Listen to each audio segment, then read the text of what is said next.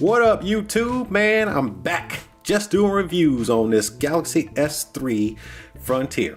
Spotify is now in the App Store for the Gear Frontier and the Classic, even on the S2 models. I'm gonna tell you right now, straight up, spoiler alert. I'm happy, but then again, I'm frustrated. I'll tell you why I'm happy. One, because I got music, okay, and it's just not from, Google Play and what I can use on my phone.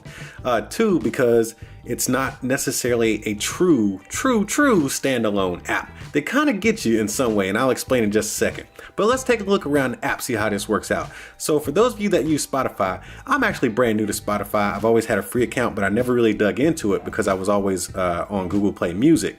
But Spotify seems to be a pretty decent app, and the music selection seems to be pretty good. So you got your Spotify app on the phone, and you have to have it on your phone in order to use it on your watch. Because as soon as you download it from the Galaxy Gear App Store, it's gonna say, hey, go to your phone, man, and open up that app. So make sure you have it on your phone first.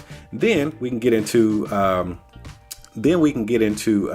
putting it on your phone. So once you got on your phone here, bam, you just tap it. It'll start opening up, and then your library is there. So it'll be your library. It'll be pretty much what you have saved in your stuff, your playlist and everything like that. Let's browse a little bit. Let's go into some new releases. Okay, and right now I'm actually connected to the phone. So if I play this and if I hit shuffle play, it's actually going to control my phone. Okay, so did you see that pop up? Okay, that pop-up just said you're listening to it on your Gear S3. Do you want to listen to it on your phone? That's because these two are connected via Bluetooth. Okay, now that's pretty cool because, I mean, honestly, that's how all the apps work anyway. Google Play Music, it's just basically a remote control for your phone, which is, I mean, it's fine if you're not sitting right next to your phone, but I mean, it's actually cool that you can actually listen to it out of this speaker. Now, here's where I get really disappointed and frustrated and somewhat just mad, because over here on the phone, you can have Spotify and you don't have to pay for the premium package, okay? You got all your commercials and whatnot, but you don't have to pay $10 a month to have this unlimited, access and everything else, right? So when you get Spotify on your watch, you can listen to all the music you want to when your watch is connected to your phone, okay? But as soon as you disconnect this watch from your phone, it tells you that you must have the premium package in order to listen to this as a standalone device, meaning that when these two hooked up Bluetooth, you can have the free Spotify. When you separate them and you want to go for a run or you just want to leave your phone at home, Spotify is not going to work on your watch. You must have that premium package, which is $10 a month, or unless you got a family plan, it's like $16 a month. That really aggravates me, man, simply because, hey man, if the app is supposed to be free and you get it on your phone and you can listen to it all day long on your phone, why can't it work the exact same way on your watch? You already pay for a data plan on this thing. It doesn't make any sense to me.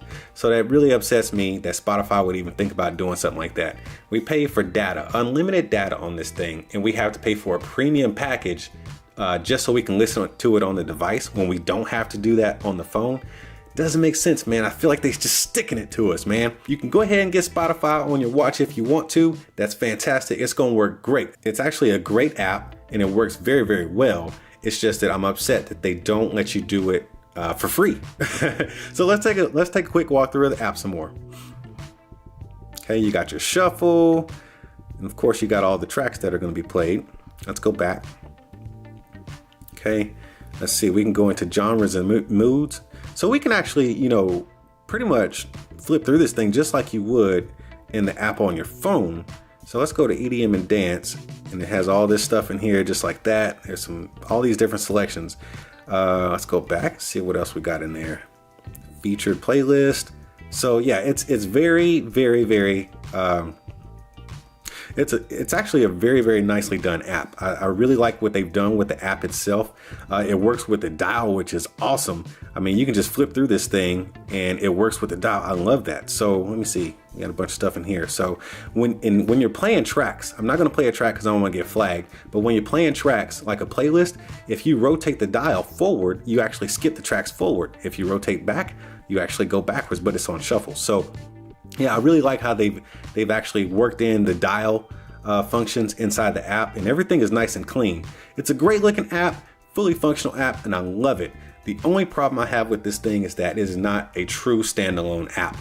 You cannot use this thing separate from your phone, and that really upsets me. But hey, I ain't never claimed to be an expert in this kind of stuff. I'm just doing reviews. But before I go, I'm gonna need y'all to tap on that like button and smash on that subscribe button, and I'll see y'all at the next one.